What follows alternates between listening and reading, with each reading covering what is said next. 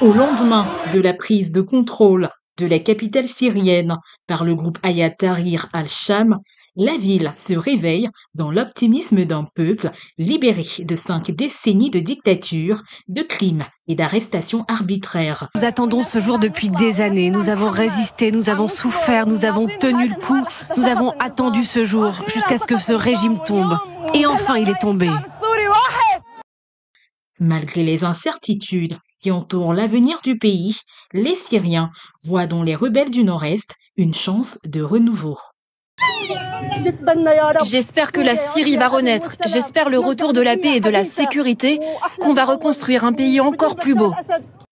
Sur la place des Omeyyades, au cœur de Damas, les coups de feu tirés en l'air couvrent les cris de joie des Syriens venus célébrer la chute du régime de Bachar el-Assad.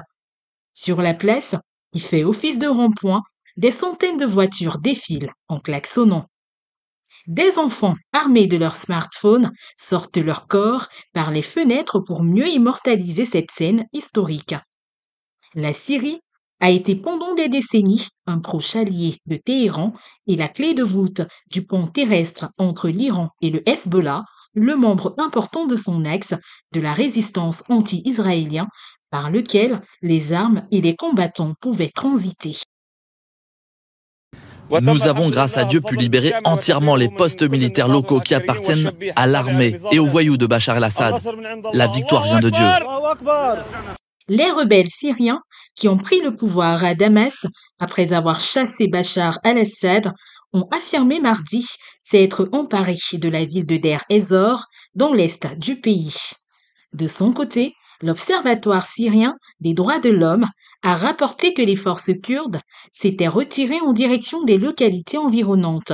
Mohamed al-Bashir, nommé mardi Premier ministre chargé de la transition, a promis le calme et la stabilité et a par ailleurs appelé les Syriens de l'étranger à rentrer chez eux pour permettre au pays de prospérer.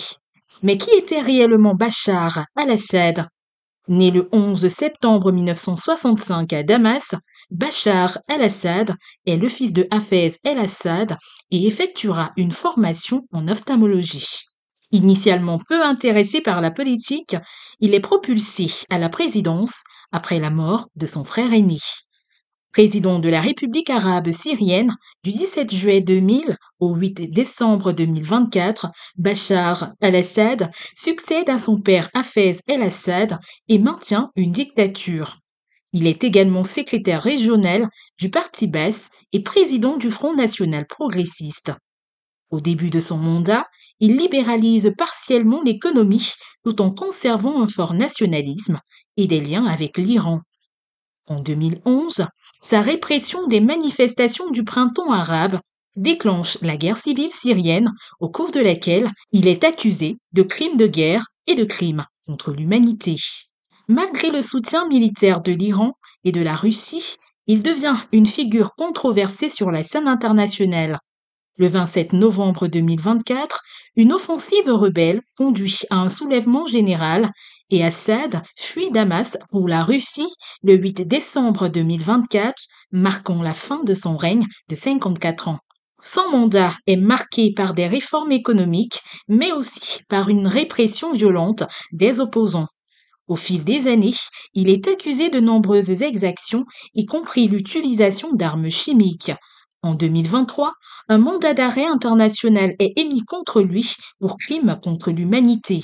Sa chute, en 2024, est suivie de critiques de ses anciens alliés, soulignant son isolement croissant.